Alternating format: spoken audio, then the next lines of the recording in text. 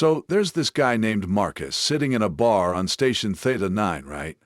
And when I say bar, I mean the kind of establishment where the health inspector gave up 3 species ago, and the strongest thing they serve could probably strip paint off a battleship. Marcus is holding court at his usual table, surrounded by a mix of humans and aliens who are all pretending to be impressed by his stories. And let me tell you, Marcus is on a roll.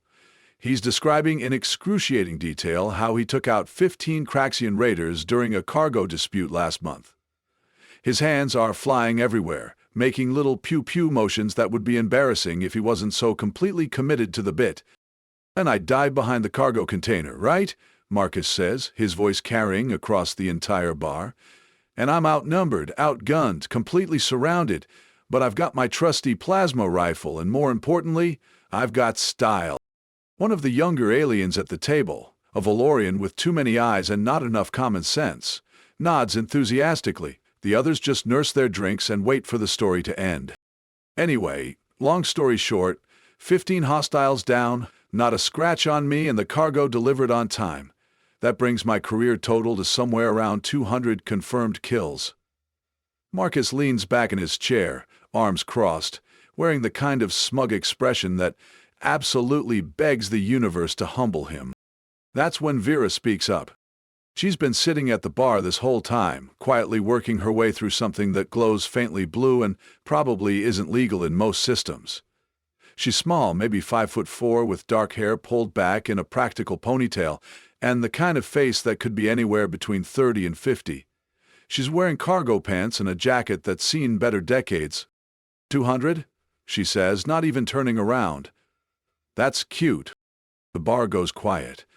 Not movie quiet, but that specific kind of quiet where everyone's still pretending to mind their own business while absolutely eavesdropping on everything.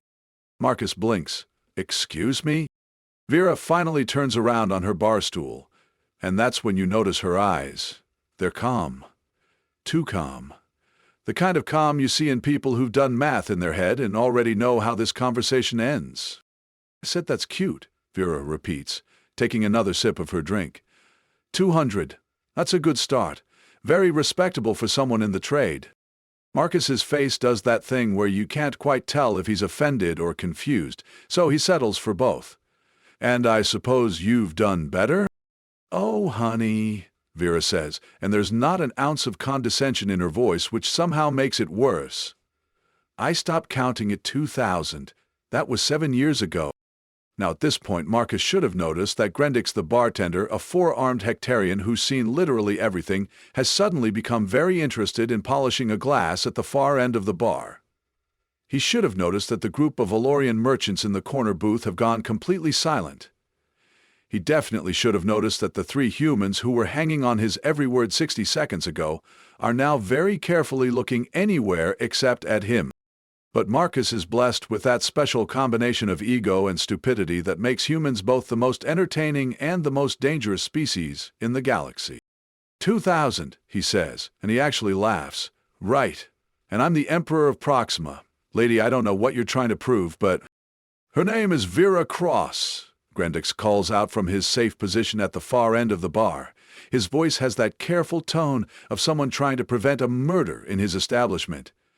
"Marcus, maybe you should—" "I don't care if her name is Death herself," Marcus interrupts, standing up now because apparently sitting down wasn't enough of a bad decision. "Nobody racks up 2,000 confirmed kills. That's mathematically impossible unless you're counting insects or declaring war on a planet." Vera sets her drink down with a soft click. She reaches into her jacket pocket. Marcus's hand moves toward his sidearm. Every alien in the bar tenses. Vera pulls out a thumb drive. The entire bar exhales. "Tell you what," Vera says, her voice still that same calm, conversational tone. "Since you're so confident, why don't you take a look at my professional portfolio? It's all documented. Mission logs, witness statements, video footage where available, death certificates where applicable." She holds out the thumb drive. It's black, standard issue, completely unremarkable, except for the neat label that reads Professional Portfolio, V. Cross, in careful handwriting. "Start with Folder 1, Vera suggests. Work your way up, or down, depending on how you look at it." Marcus stares at the thumb drive like it might explode, which, given Vera's reputation that he's apparently completely unaware of, isn't actually outside the realm of possibility. "You're serious," he says. "As a supernova," Vera replies.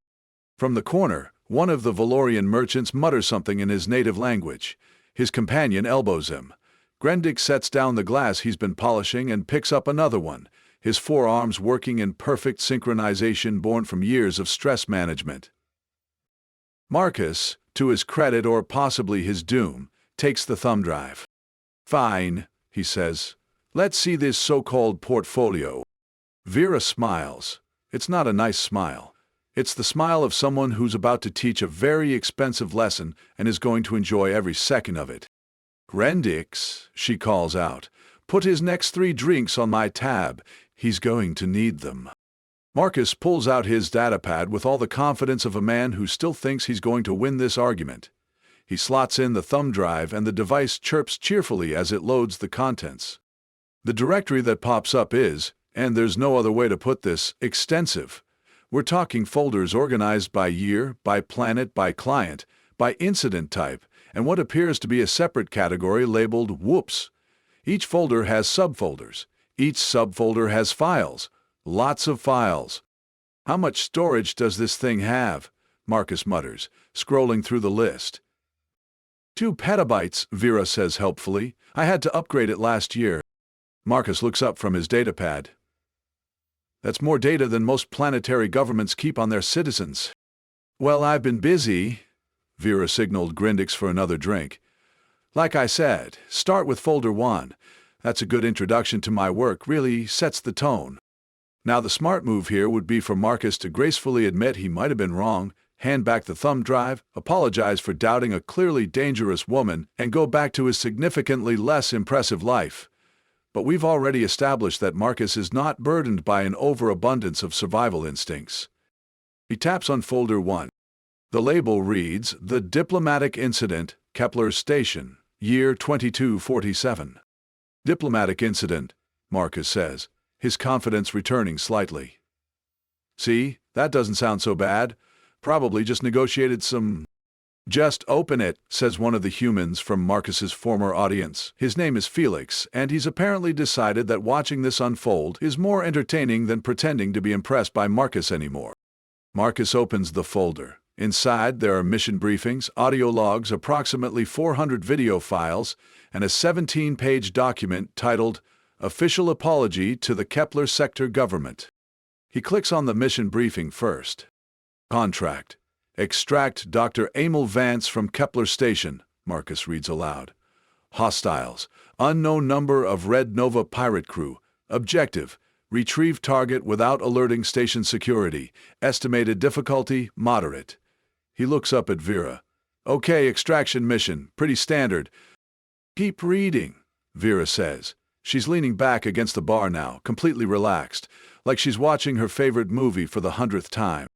Marcus scrolls down to the mission results section. His eyes go wide. "Hostiles eliminated, 147, he reads slowly. "Station sections damaged, 12.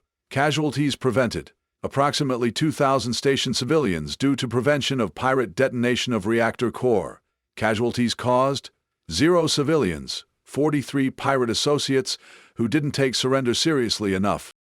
"You blew up 12 sections of a space station?" Marcus looks up, and for the first time, there's something other than confidence in his voice. It might be caution. It might be the beginning of understanding. "Not me," Vera corrects. "The pirates were going to blow up the whole station when they realized they couldn't escape. I just redirected the explosions to uninhabited sections. Well, mostly uninhabited. There were a few storage units, some very surprised inventory droids. It was a whole thing." Grendix delivers Vera's drink and quietly places a glass of something amber in front of Marcus. "First one's on the house," he says. "You're going to need it." Marcus ignores the drink. He clicks on one of the video files. The footage is from a security camera. The timestamp shows it's from the middle of the incident. There's Vera, looking exactly like she does now, except with more weapons and significantly more purpose. moving through a corridor with the kind of efficiency that makes special forces operators look like they're taking a casual stroll.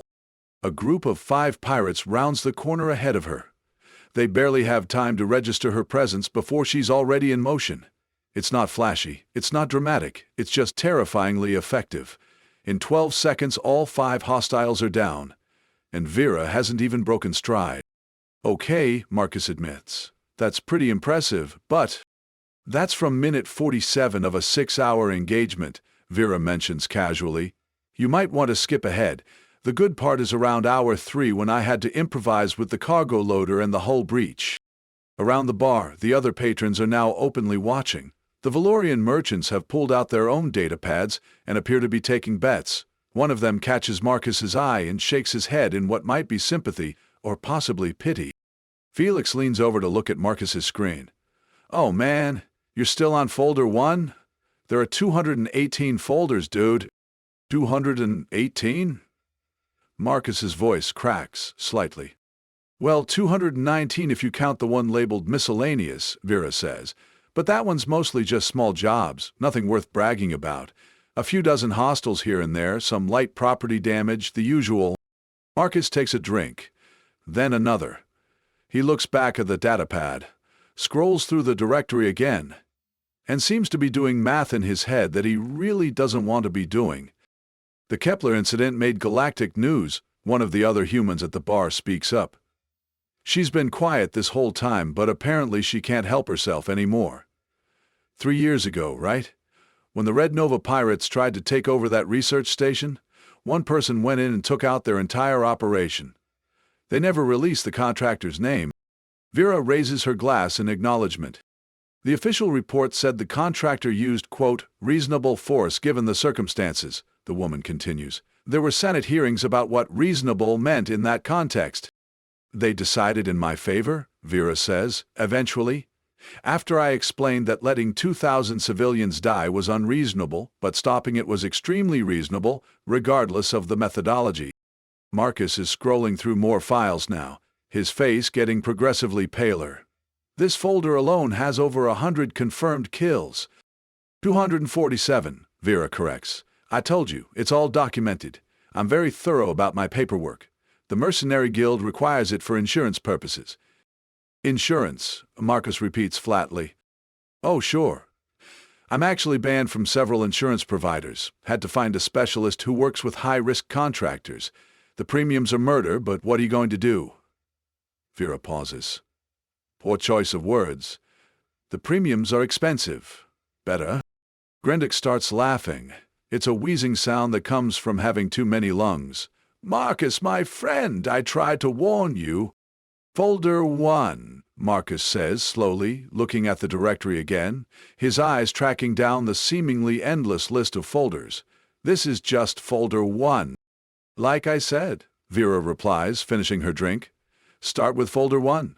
You've got 217 more to go. Well, 218 if you count miscellaneous. The Valorians in the corner are now actively collecting money from each other. Apparently, someone just won a bet about how long it would take Marcus to realize he'd made a terrible mistake. Take your time, Vera adds. I've got nowhere to be for the next few hours. Besides, you haven't even gotten to the good folders yet. Wait until you see folder 32. That one's got a twist ending. Marcus takes another long drink and stares at his datapad like it's personally betrayed him. Which, in a way, it has. So Marcus, because he apparently believes that going deeper into the hole he's dug for himself is a valid strategy, decides to actually watch more of the Kepler station footage. Not just clips, the whole thing, or at least, a significant portion of the whole thing, before his brain decides it's had enough. He skips ahead to hour 3, like Vera suggested.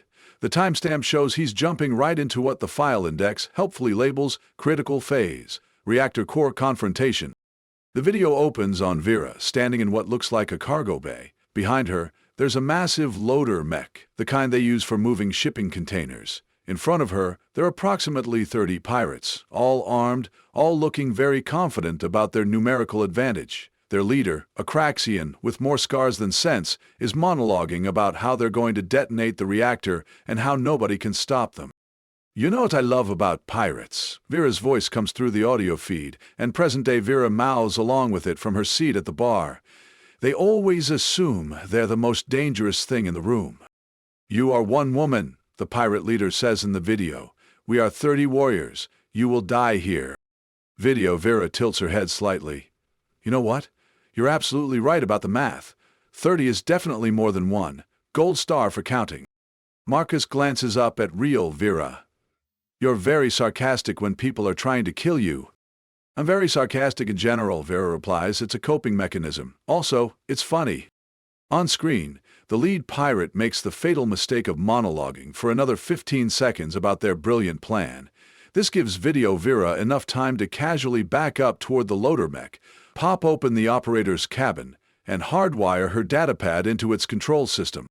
Wait, Marcus says, pausing the video.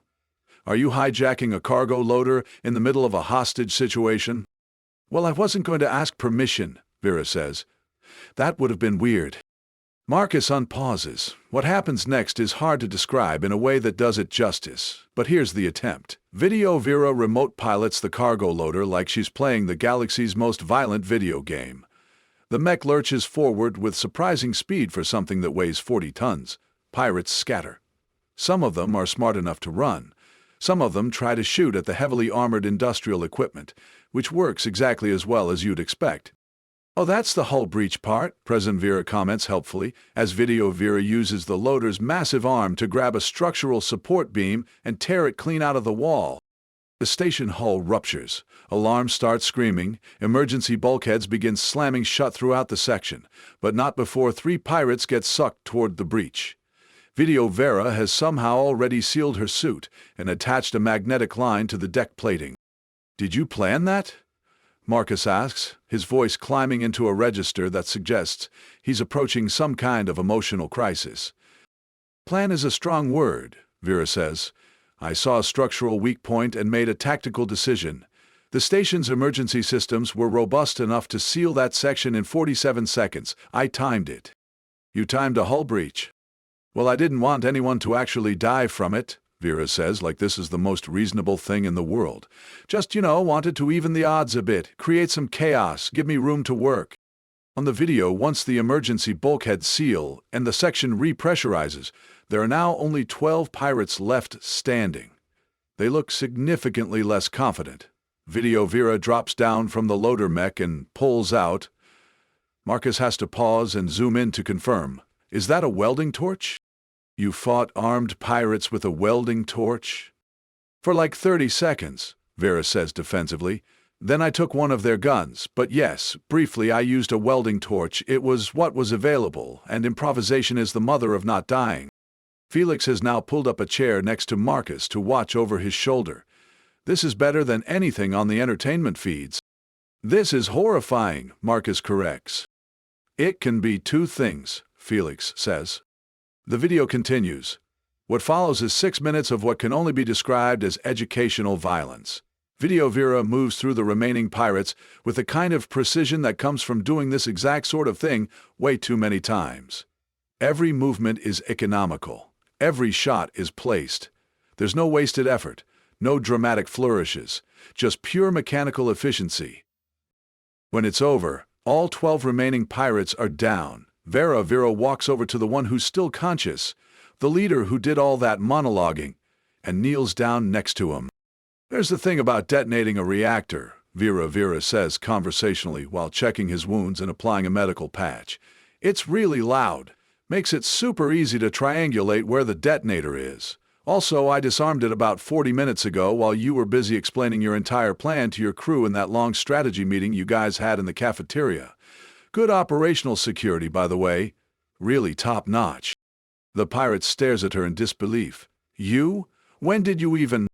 About the same time I was rigging your escape ship to not actually escape, Video Vera says. And contaminating your fuel supplies, and alerting station security to your secondary positions, and eating a really disappointing sandwich from the station commissary. Multitasking. It's a skill. Present-day Marcus stops the video and just sits there for a moment, processing. Around the bar, the other patrons have formed a sort of semicircle to watch the show. The Valorians have apparently expanded their betting pool to include things like how many folders until Marcus cries, and will he make it to folder 10? The mission brief said extract Dr. Vance, Marcus finally says. You didn't even mention him in any of this. Oh, Emil? He was fine. I got him out in the first 20 minutes, sent him down to the secure section with station security. The rest of the mission was just cleanup. Varys signals Grendix for another drink. He sends me a card every year on the anniversary. Nice guy. Terrible judge of who to borrow money from, which is how he ended up in that mess, but very polite. Cleanup, Marcus repeats. You call fighting through 147 pirates cleanup. Well, I couldn't just leave them there, Vera says reasonably. They were going to blow up the station. That would have been bad for everyone. Also, the contract had a bonus clause for neutralizing the entire pirate operation, and I'm not going to turn down bonus money. That's just bad business. Marcus scrolls back to the folder directory. His eyes track down the list of folders again. Each one has a descriptive label. The misunderstanding in year 2248. That time with the cult in 2249. The accidental genocide in 2250, which has a little note next to it that says, see attached legal documentation and statement of non-liability. Accidental genocide, Marcus reads out loud. In my defense, Vera starts. How do you accidentally genocide something? Marcus's voice is getting higher again.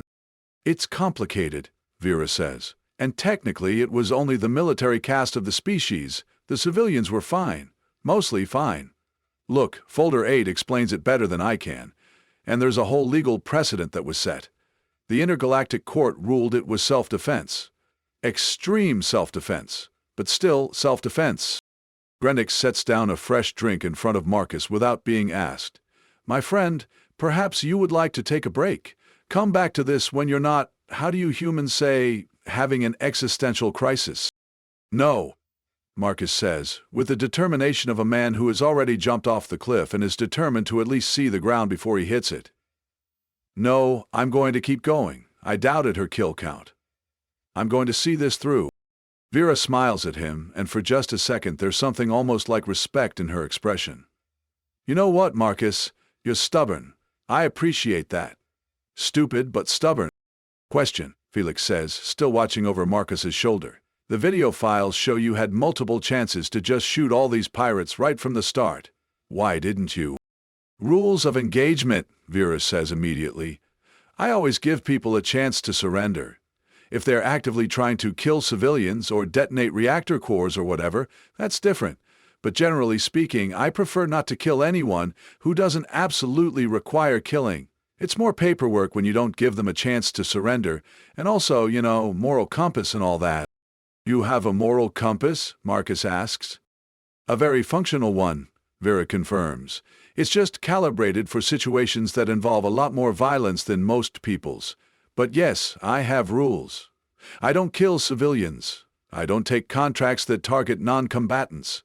I always offer surrender as an option, and I'm very good about filing my after-action reports. She points at the datapad. It's all in there. Every folder has a section on rules of engagement and how they were followed. I'm a professional, Marcus. This isn't random violence. This is carefully documented, legally justified, thoroughly debriefed violence. Marcus looks at the datapad, then at Vera, then at his drink. He picks up the drink and finishes it in one long swallow. Folder 2? He asks weakly. Oh, now we're getting somewhere, Vera says, her smile widening. Folder 2 is where things get interesting. Marcus takes a deep breath, the kind you take before jumping into cold water or making a really bad decision, and opens Folder 2. The label reads, The Misunderstanding. Arcturus Colony, year 2248.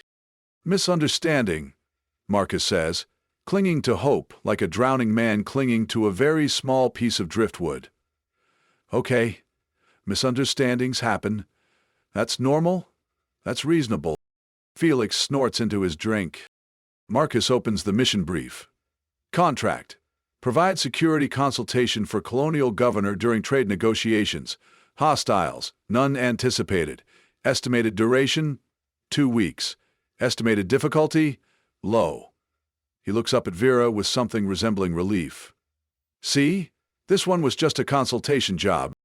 Keep reading, Vera says, and there's a dangerous amusement in her voice.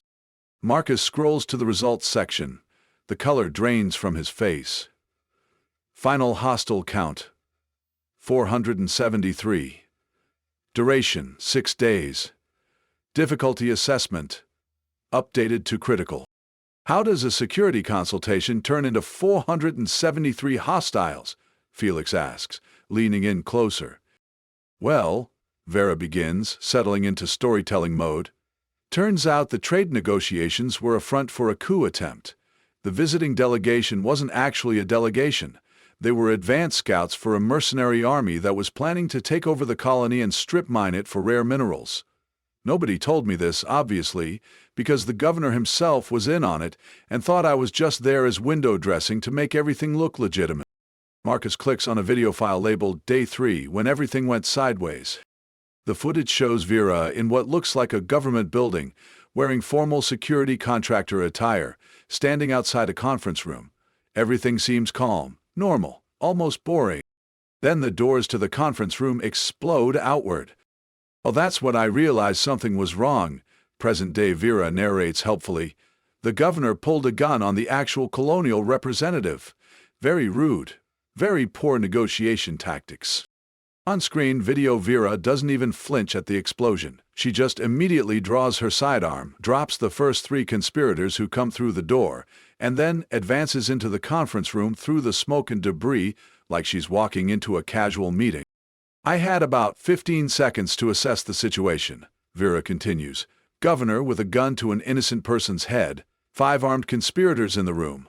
Security feeds showing approximately 100 more hostiles entering the building through multiple access points. And, most annoyingly, I had just purchased a really nice coffee from the lobby cafe that got destroyed in the explosion. You're concerned about coffee during a coup? Marcus asked. Haha, it was really good coffee, Vera says seriously. Arcturus colony beans. You can't get them anywhere else. Very limited supply. On the video, things happen very quickly. Video Vera shoots the gun out of the governor's hand with a precision that makes Marcus actually gasp, then immediately transitions to neutralizing the other conspirators in the room. The whole sequence takes maybe 8 seconds.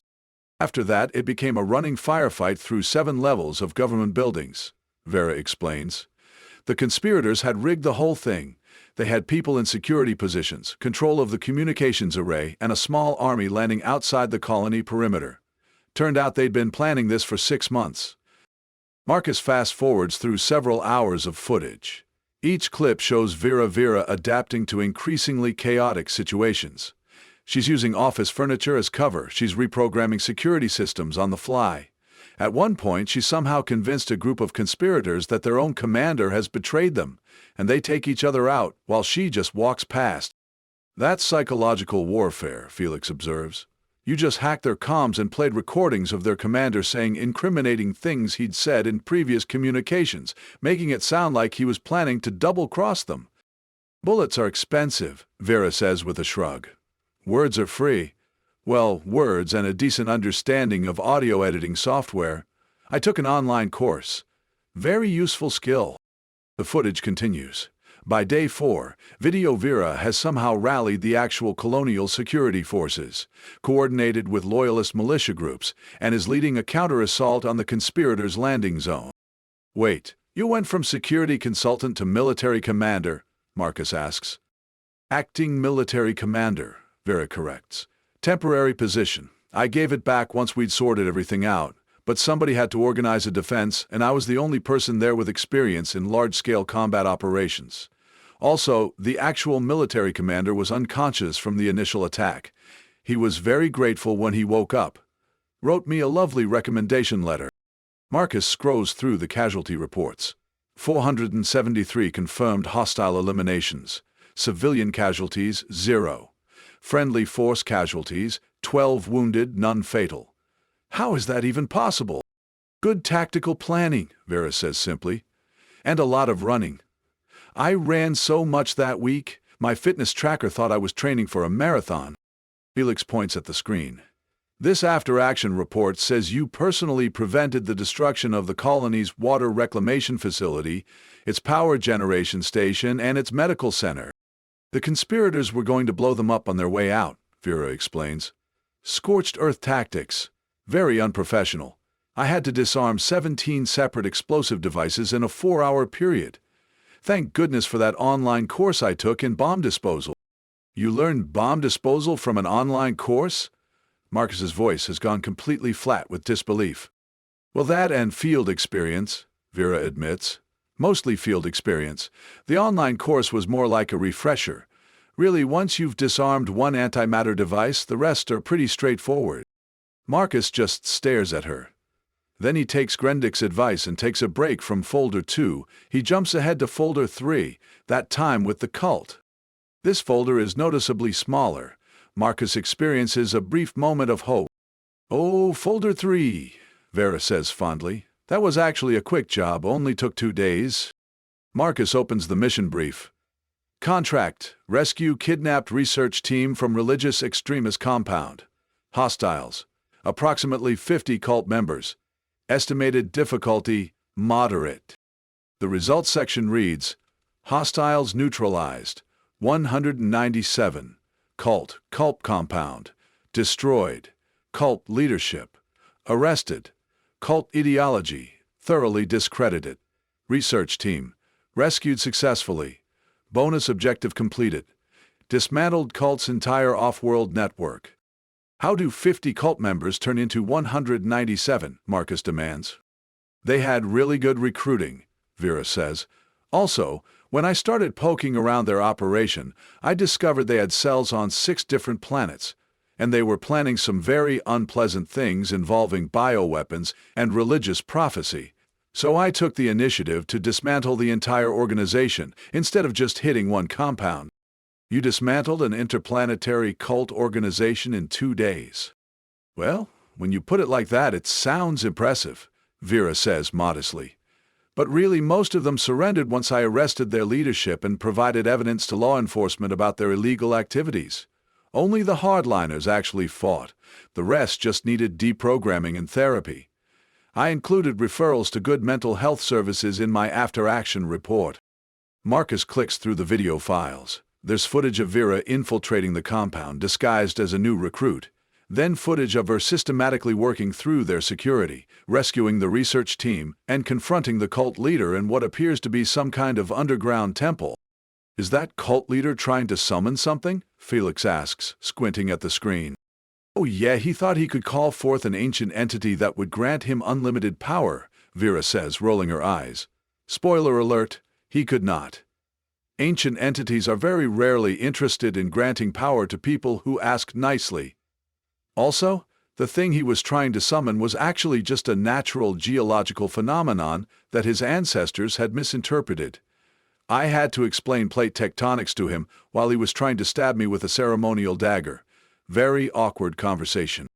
On screen, Video Vera is indeed having a discussion about geological science, while casually dodging knife attacks.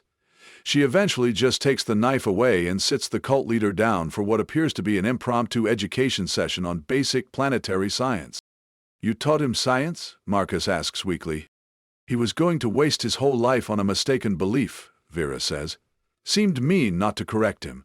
Plus, it distracted him while station security arrived to arrest everyone. Multitasking, remember? Marcus is now just clicking through folders randomly, watching his understanding of reasonable force crumble in real time. Folder 4, The Accidental Genocide, has a warning label and multiple legal documents. Folder 5, Contract Dispute Resolution, somehow resulted in dismantling an entire criminal syndicate. Folder 6, Simple Extraction Gone Complex, includes the phrase, Unintentional declaration of war in the summary. By the time he gets to Folder 7, The Birthday Party, Marcus has given up trying to predict anything. Please tell me the birthday party one is actually just a birthday party, Marcus says desperately. It was supposed to be, Vera says with genuine disappointment in her voice. I was hired to provide security for a dignitary's daughter's birthday celebration. Should have been easy. Stand around, looking professional, make sure nobody crashes the party, eat some cake. Marcus opens the file. Hostiles neutralize. 89. Party venue, partially destroyed. Birthday girl's opinion of contractor. Quote, that was the best birthday ever, end quote. Assassins crashed the party, Vera explains. Tried to take out the dignitary and his whole family. I had to fight them off while simultaneously keeping the party going so the kids wouldn't be traumatized. Do you know how hard it is to neutralize armed hostiles while a children's entertainment animatronic is singing about friendship? The video footage shows Video Vera fighting through attackers in what is clearly a decorated party venue. There are balloons, there's a banner that says Happy 8th Birthday Melissa, and there's Vera using party supplies as improvised weapons. Did you just take out that assassin with a piñata stick? Felix asks in awe. It was reinforced aluminum, Vera says defensively. Very sturdy and effective. Also, I saved the piñata so the kids still got their candy. Professional courtesy. Marcus scrolls through more footage. At one point, Video Vera is returning fire while simultaneously cutting birthday cake and serving it to terrified but weirdly excited children who think this is all part of the entertainment. The parents tried to stop the party, but the birthday girl insisted everything was fine because the nice security lady said so, Vera explains. So, I kept the party going, neutralized all the threats, and we still did presents and party games. The dignitary gave me a bonus and a 5-star review. Marcus closes folder 7. He looks at the directory. There are still 211 more folders. I can't do this, he says quietly. I thought I was tough. I thought I'd seen things, but this is... He gestures helplessly at the datapad. Educational? Vera offers. Terrifying, Marcus corrects. Can be two things, Felix says again, grinning. The Valorians in the corner are now openly celebrating. Apparently multiple bets have been won. Grendick slides another drink in front of Marcus, this one significantly stronger than the last. You haven't even gotten to the really interesting folders yet, Vera mentions casually. Folder 42 has a space battle. Folder 63 involves a time dilation incident. Folder 99 is just me versus an entire moon base. And folder 200... Stop, Marcus says, holding up his hand. Please, just stop. But there's one more folder he can't help but notice. It's near the end of the list. Folder 208. Why I'm banned from the Sirius sector. The file size is enormous, noticeably larger than any other folder. What's in that one? Marcus asks, against his better judgment. Vera's smile gets very, very wide. Oh, Marcus, she says, do you really want to know? Every alien in the bar leans forward in anticipation. Marcus, demonstrating that he has learned absolutely nothing from this experience, clicks on folder 208. The moment Marcus clicks on folder 208, his datapad freezes for a solid 3 seconds, just loading the directory structure. When it finally populates, everyone in the bar who's close enough to see the screen goes quiet. The folder contains subfolders, lots of subfolders.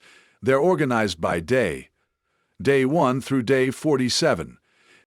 47 days? Marcus's voice cracks. This incident lasted 47 days?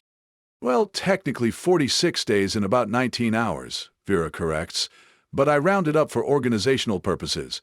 The last 5 hours were mostly just paperwork and debriefing, so they don't really count. Marcus clicks on day 1. Inside, there are 43 video files, each one between 1 and 3 hours long. There are audio logs. There are tactical maps.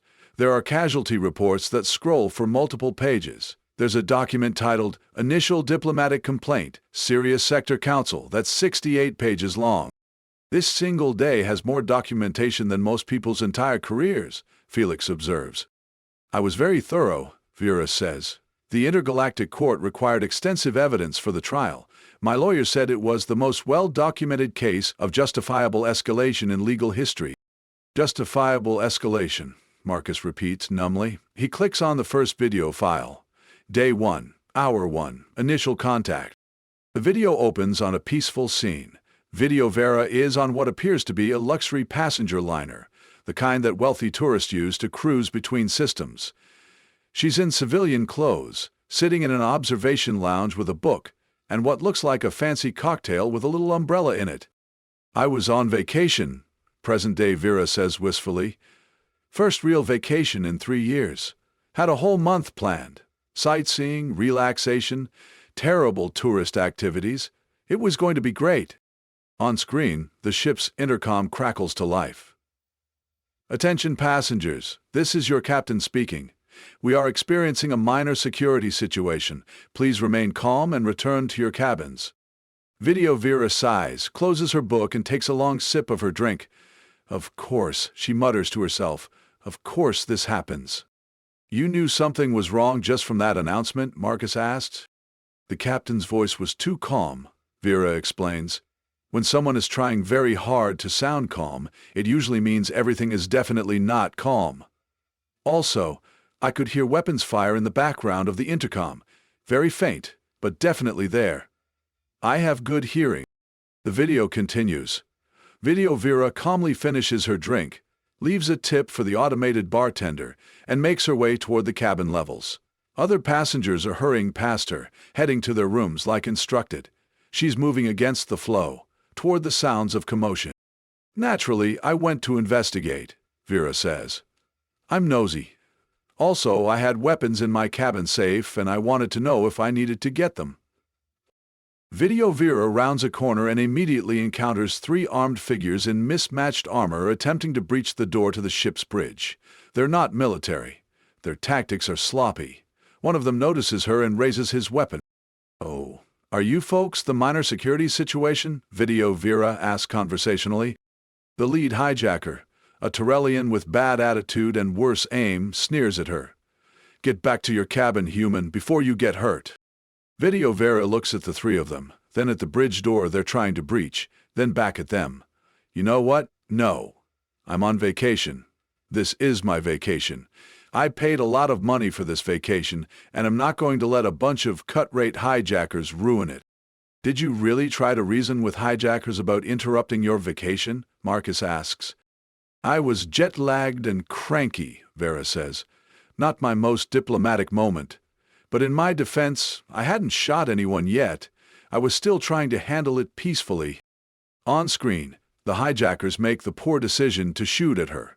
Video Vera moves before they even finish pulling their triggers, using a decorative pillar as cover, then closing distance faster than they can react. In about 10 seconds, all 3 hijackers are unconscious on the floor, and Video Vera is collecting their weapons.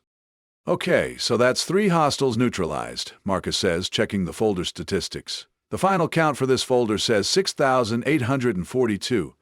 How do we get from 3 to 6,842? Well, Vera says slowly, that's where things get complicated. Marcus opens the second video file. It picks up immediately after the first. Video Vera has accessed the ship's security systems and is reviewing footage from multiple cameras. Her expression gradually shifts from annoyed to concerned, to what might be described as intensely focused. So it turns out this wasn't just a simple hijacking, Vera narrates. The 3 I ran into were part of a much larger organization. The ship had been infiltrated by approximately 40 operatives posing as crew and passengers. They were planning to take over the vessel, ransom the passengers, and then sell the ship itself to a chop shop operation. Video Vera is now moving through the ship with purpose, systematically hunting down the hijackers. The footage shows her clearing deck after deck with the kind of efficiency that comes from doing this exact sort of thing way too many times.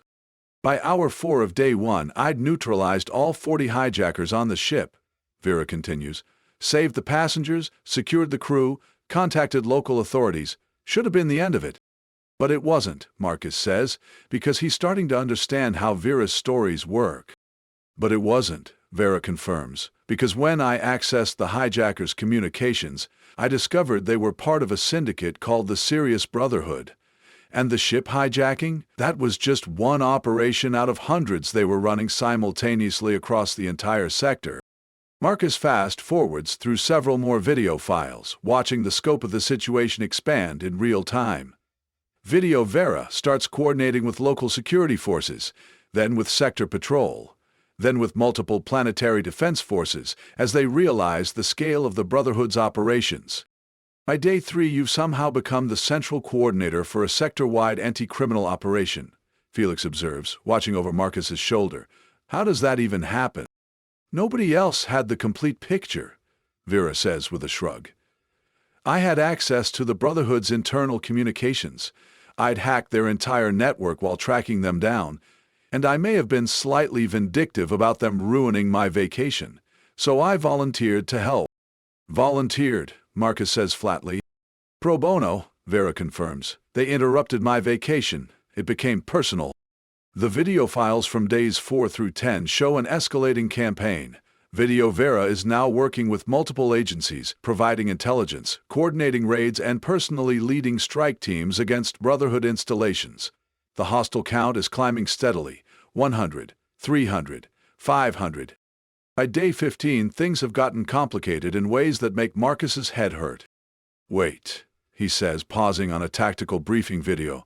This report says you discovered the Brotherhood was actually a front organization for a rogue faction within the Sirius sector government?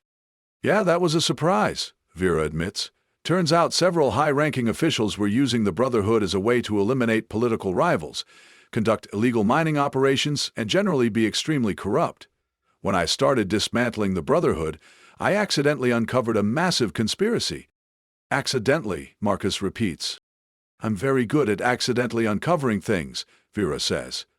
It's a gift, or a curse, depends on the day. The video files from days 16 through 20 show Vera navigating an increasingly complex political and military situation.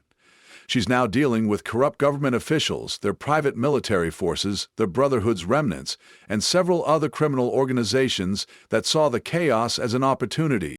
This is when the Sector Council issued the first diplomatic complaint, Vera says, pointing at a document in the folder.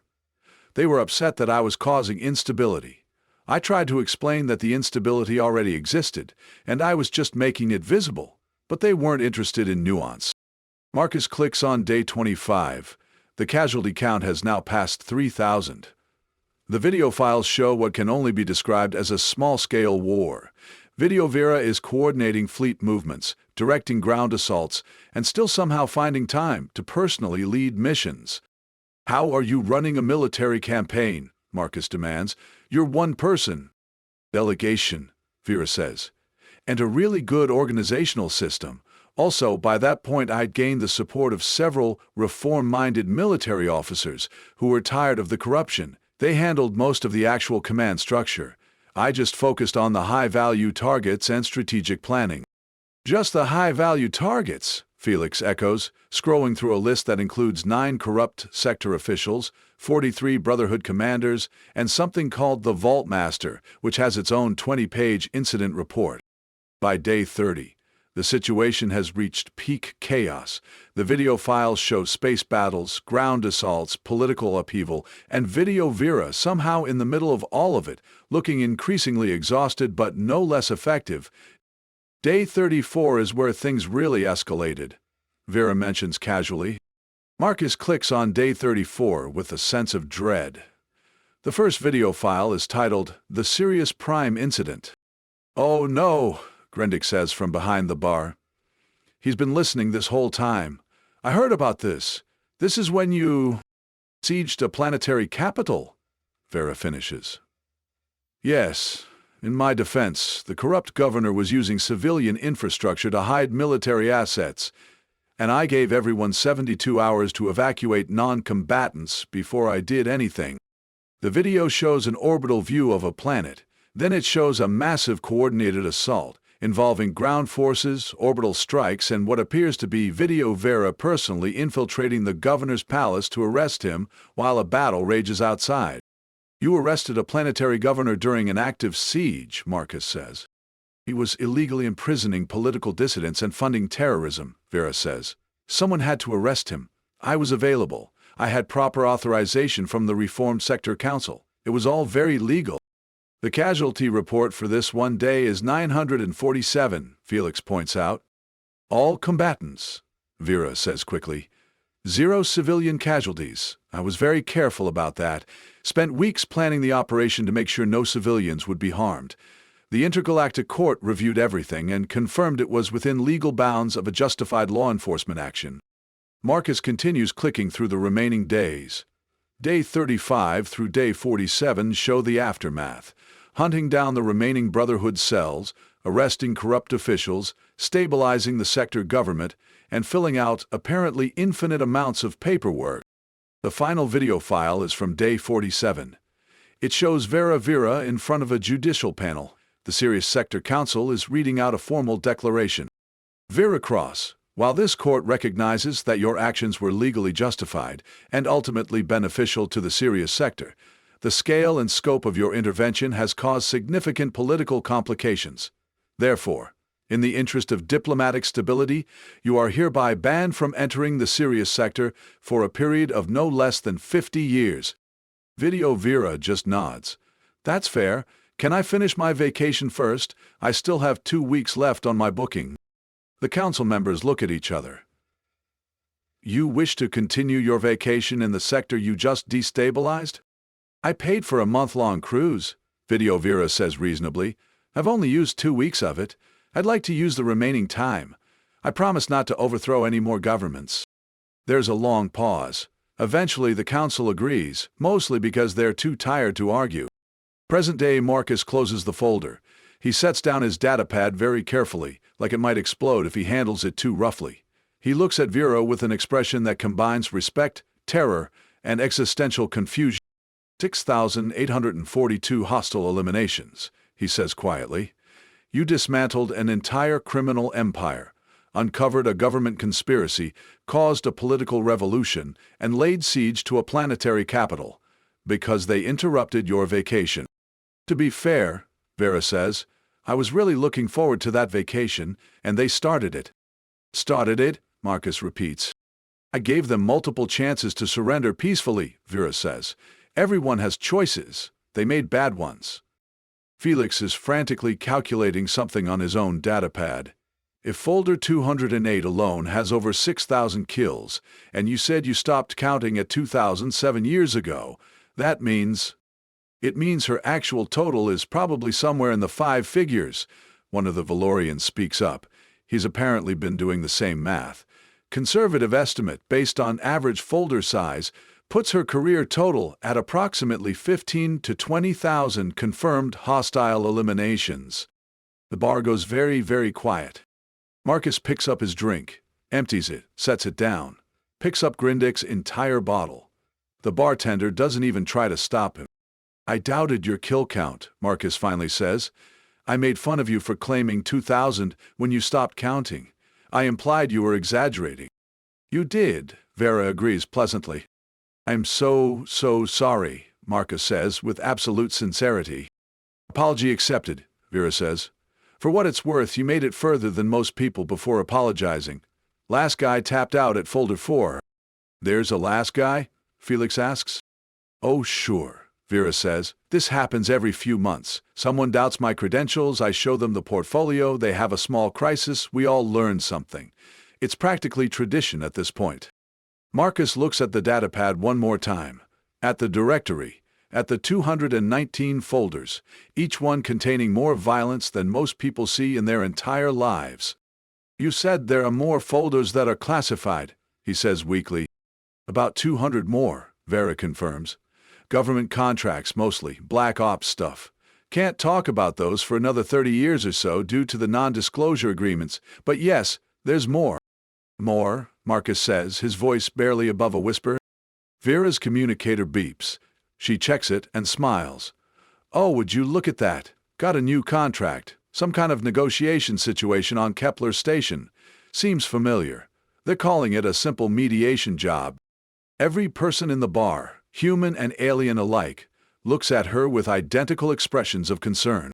Simple mediation, Grindek repeats carefully. Vera, my friend, perhaps you should clarify with them what simple means. Oh, I'm sure it'll be fine, Vera says, standing up and stretching. How complicated could a negotiation be? She collects her thumb drive from Marcus, who hands it back like he's returning a live grenade. Thanks for the entertainment, everyone, Vera says cheerfully. Marcus, no hard feelings about the whole doubting me thing. You're welcome to buy me a drink next time I'm in port. If you're ever in port again, Marcus says, I will buy you an entire bar. Vera grins. I'll hold you to that. She heads for the exit. Just before she reaches the door, she turns back. Oh, and Marcus, for future reference, when someone tells you their kill count and everyone else in the room suddenly gets very quiet and starts backing away, that's usually a sign that you should just believe them. Note it, Marcus says faintly. Vera leaves. The door slides shut behind her. The bar stays quiet for about 5 seconds before everyone starts talking at once. The Valorians are settling their bets. Felix is trying to calculate the statistical probability of surviving encounters with Vera. Grandix is pouring drinks for everyone who looks like they need one. Which is everyone. Marcus just sits there, staring at his datapad, which still shows the directory for folder 208. Hey Marcus, Felix says eventually. What did you learn today? Marcus thinks about it for a long moment. I learned that 200 was actually a very respectable kill count, he says slowly. I learned that some people's definition of reasonable force is very different from mine. I learned that documentation is important, and I learned to never ever doubt Vera Cross again. Good lessons, Felix agrees. Also, Marcus adds, I learned that I'm never complaining about my job being difficult ever again, because no matter how bad my day is, at least I didn't accidentally start a war or lay siege to a planetary capital. Those are good learnings, Grandix says approvingly, setting another drink in front of Marcus. This one is definitely on the house. You've earned it. Marcus raises his glass. To Vera Cross, may we never, ever piss her off. Everyone in the bar raises their glasses in agreement. To Vera Cross, they chorus. And somewhere in the station, Vera is already on her way to her simple mediation job, humming cheerfully, completely unaware that it's going to turn into folder 220. But that's a story for another day. Marcus sits at the bar for a solid 10 minutes after Vera leaves, just staring into his drink, like it might contain answers to questions he's not sure he wants to ask. Around him, the station bar slowly returns to its normal state of controlled chaos. The Valorians are dividing up their winnings with a kind of enthusiasm usually reserved for lottery victories. Other patrons are returning to their own conversations, though every few seconds someone glances at the door Vera just walked through, as if expecting her to come back and casually mention she forgot to tell them about the time she accidentally conquered a small moon. Felix is still sitting next to Marcus, scrolling through his own datapad, where he's apparently been taking notes. So I did some quick research while you were having your existential crisis, he says conversationally. Vera Cross has 17 different aliases across 12 sectors. She has won 4 Medals of Valor, been court-martialed twice, both times acquitted, and is apparently the only human to ever receive both a commendation and a restraining order from the same government simultaneously. How is that possible? Marcus asks, his voice still somewhat hollow. The commendation was from the civilian government for saving 3 million lives, Felix reads from his screen. The restraining order was from the military government for, quote, excessive initiative resulting in the unintentional annexation of a disputed territory. Apparently, she stabilized a war zone so effectively that both sides just agreed to become a neutral trade hub instead of continuing to fight. The military was mad because they'd spent 15 years planning strategies for that conflict. Marcus makes a sound that might be a laugh or might be a whimper. It's hard to tell. Grandix was polishing glasses again, his forearms working in practiced synchronization. You know, he says thoughtfully, I've been running this bar for 23 years. I've seen a lot of humans come through here. Most of them are loud, confident, always talking about how tough they are, how dangerous, how many fights they've been in. And, Marcus prompts, and the really dangerous ones? Grandix gestures toward the door. They're quiet. They don't brag. They don't need to prove anything. They just sit at the bar, drink their drinks, and mind their own business, until someone makes the mistake of not minding theirs. That's oddly philosophical, Felix observes. I'm a bartender, Grandix says. Philosophy's half the job. The other half is knowing when to water down the drinks and when to make them stronger. Speaking of which, he pours Marcus another drink, this one notably less alcoholic than the previous ones. This one's for clear thinking. You're going to need it. Marcus takes a sip and immediately feels slightly more human. Needed for what? For processing what just happened, Grandix says. You came in here a few hours ago thinking you were hot stuff. Now you've seen what real professionals look like. That kind of perspective shift takes time to integrate. One of the other humans from Marcus's original audience, a woman named Rita, who'd been quietly nursing her drink this whole time, finally speaks up. You know what the crazy part is? She probably wasn't even trying to intimidate you. That's just her life. Her actual, normal, documented life. How do you know? Marcus asks. Because I looked her up while you were spiraling, Rita says, holding up her datapad. Vera Cross is licensed and bonded through the Intergalactic Mercenary Guild. Her profile is public record. Want to know what her rating is? Do I? Marcus asks uncertainly. 10 out of 10 for mission success rate, 9.8 out of 10 for collateral damage minimization, 10 out of 10 for client satisfaction, and a perfect 10 out of 10 for documentation and reporting. Rita scrolls through more information. Her license has exactly one restriction on it. What restriction? Felix asks, leaning over to look.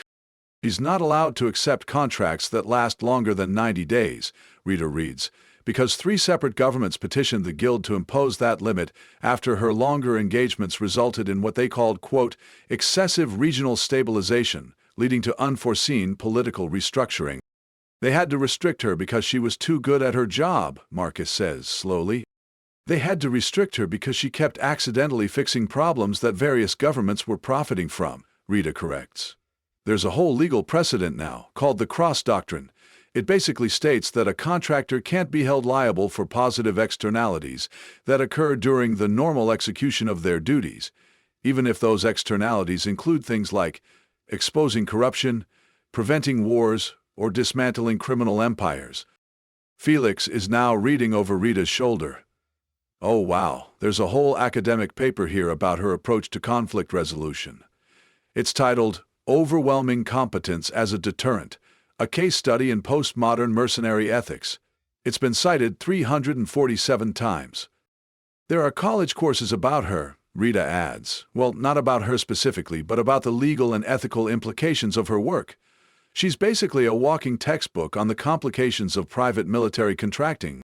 Marcus drained his drink and signals Grindix for another one. So what you're telling me is that I didn't just doubt some random mercenary's kill count. I doubted possibly the most documented, most legally reviewed, most academically studied mercenary in the galaxy. Yup, Felix says cheerfully. And she was nice about it, Rita adds. She could have just laughed at you and walked away. Instead, she actually showed you evidence. That's practically generous. Generous, Marcus repeats. He drops his head onto the bar with a soft thunk. I'm an idiot. You're not an idiot, Grindix says kindly. You're just human. Your species has an unfortunate tendency to assume that small, polite people can't also be incredibly dangerous.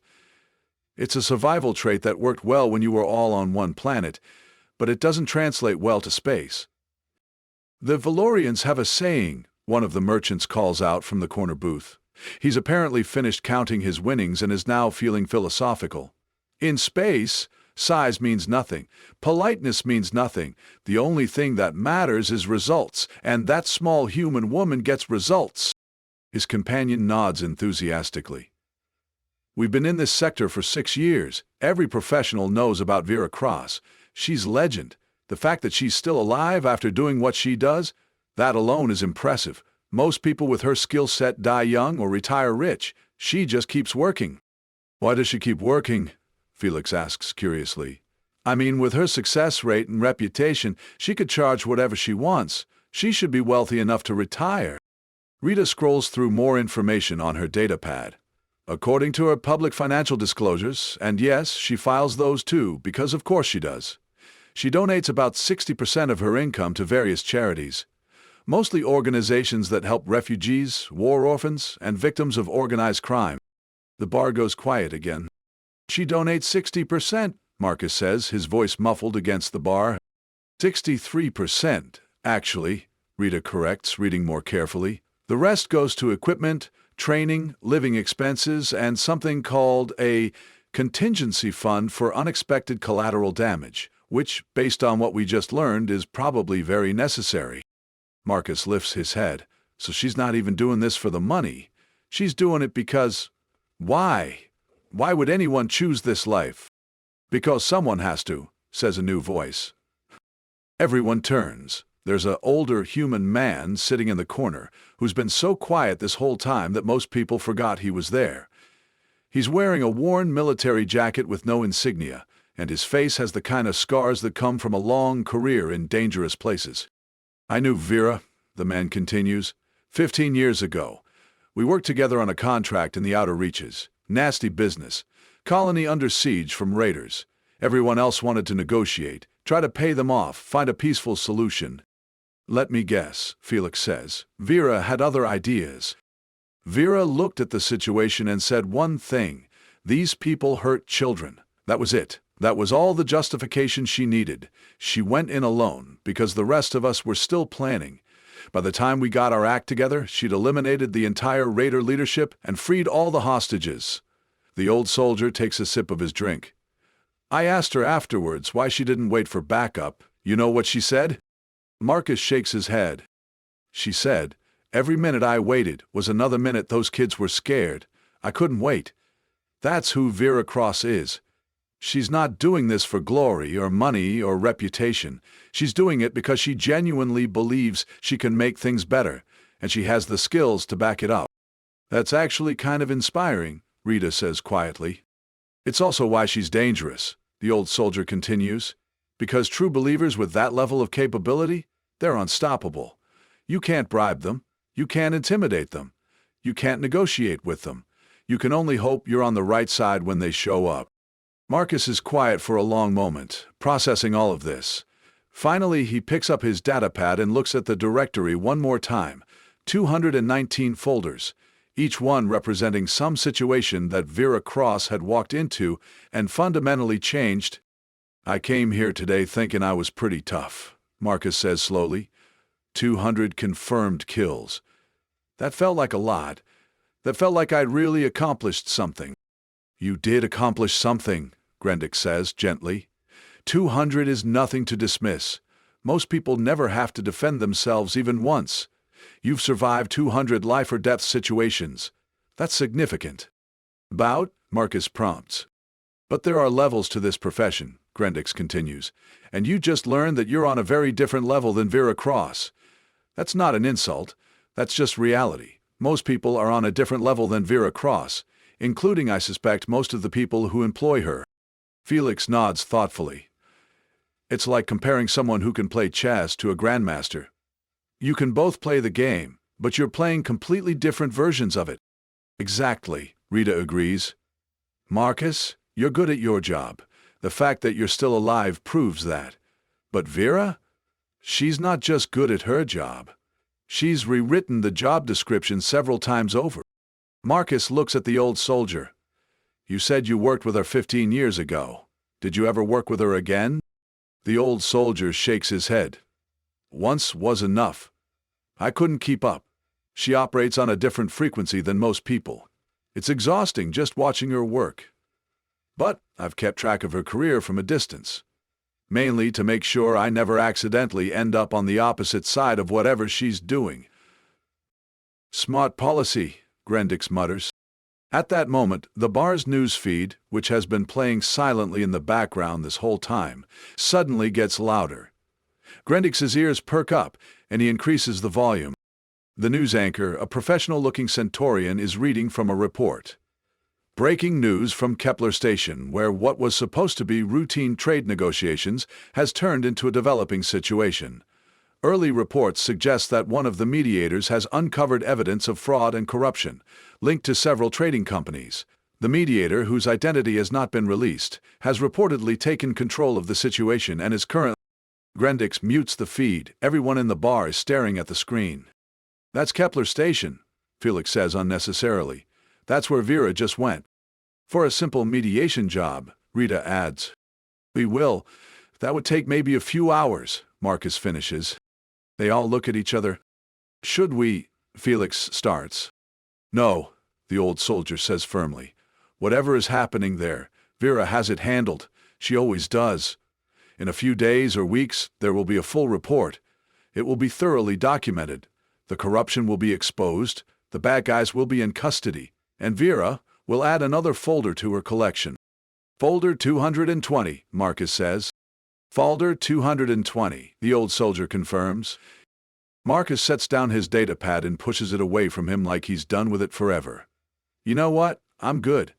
I don't need to see folder 220. I don't need to see any more folders. I have learned my lesson. And what lesson is that? Grendix asks. Marcus thinks for a moment. That there's a difference between being dangerous and being Vera Cross-level dangerous. That documentation is important. That you should never doubt someone when literally everyone else in the room is trying to warn you not to doubt them. And that 200 kills is actually a perfectly respectable number that I should be proud of, without feeling the need to compare myself to outliers who operate on a completely different scale. Those are good lessons, Rita says approvingly. Also, Marcus adds, I learned that when Vera Cross gets back from Kepler Station, I'm buying her that drink I promised, and then I'm never mentioning kill counts in her presence ever again. Very wise, Grendix says. Felix grins. Think she'll take you up on the drink? I hope not, Marcus says honestly, because if she's here it means she's not out there accidentally starting wars, or laying siege to planetary capitals, or doing whatever it is she's about to do at Kepler Station. And honestly, the galaxy's probably safer when she's actively working. That's a deeply unsettling thought, Rita observes. But probably accurate, the old soldier says. Vera Cross is what happens when someone who genuinely wants to help people acquires the skills and determination to actually do it, regardless of the obstacles. She's not a hero, she's not a villain, she's just extremely effective. Effectively terrifying, Marcus mutters. Can be two things, Felix says one more time, because apparently it's become his catchphrase for the evening. The bar settles back into its normal rhythm. Conversations resume, drinks are poured. The Valorians start a new betting pool, this time focused on how long the Kepler Station situation will take to resolve. The smart money is on 72 hours. The optimistic money is on 6 hours. Nobody bets on it taking longer than a week because, as one of the Valorians explains, when Vera Cross handles something, it gets handled quickly. That's her style. Marcus eventually orders food because he realizes he hasn't eaten in hours and the alcohol is starting to hit harder than intended. While he waits for his order, he notices a new patron entering the bar. Young guy, human, swaggering walk, lots of visible weapons. He immediately starts talking loudly about his exploits. Felix notices Marcus watching and grins. You thinking what I'm thinking? That we should warn him? Marcus asks. Nah, Felix says. Everyone learns this lesson eventually. Besides, Vera's not here right now. He's safe. Unless she comes back, Rita points out. They all watch as the young mercenary settles into a corner booth and starts regaling some unfortunate aliens with tales of his impressive combat record. He mentions a number. It's higher than Marcus's 200, but significantly lower than Vera's estimated 15 to 20,000. Give it time, the old soldier says quietly. Eventually, he'll say the wrong thing to the wrong person, and he'll learn the same lesson you did today. Or he'll say it to Vera, Grendix adds, and we'll all get to witness another educational moment. Marcus raises his glass. To educational omens, may they be survived by all participants. The others raise their glasses in agreement. Outside the bar, somewhere in the vast darkness of space, Vera Cross is almost certainly turning a simple mediation job into something that will require extensive documentation, multiple incident reports, and quite possibly a legal precedent or two. But that's her normal Tuesday. Back in the bar, Marcus finishes his drink and makes a mental note to update his professional profile. Maybe he'll add a disclaimer. Competent mercenary with realistic self-assessment of capabilities. Does not compare favorably to Vera Cross, but really, who does? It's honest, it's humble, and most importantly, it might prevent him from ever having to experience another day like today. Though, he has to admit, it was educational. And terrifying. But mostly educational. Can be two things after all. 3 days later, the news reports that the Kepler Station situation has been resolved. Multiple corporate executives have been arrested. Evidence of fraud totaling billions of credits has been uncovered. Several trading companies have collapsed.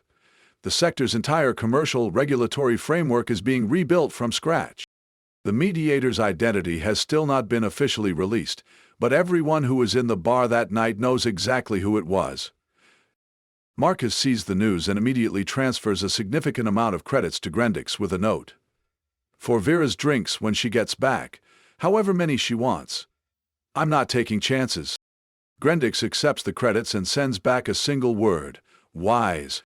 And in her small apartment somewhere on the station, Vera Cross is updating her files, adding folder 220 to her collection, and wondering if maybe she should take another vacation. A real vacation this time, somewhere quiet, somewhere peaceful, somewhere that definitely doesn't need any liberating. She looks at her calendar, sees that she has a week free next month, starts researching quiet vacation destinations. Finds one that looks perfect. Remote resort, beautiful views, absolutely nothing interesting happening. Books it immediately. And if that vacation somehow turns into folder 220 yuan, well, she'll make sure to document everything properly. That's just professional courtesy.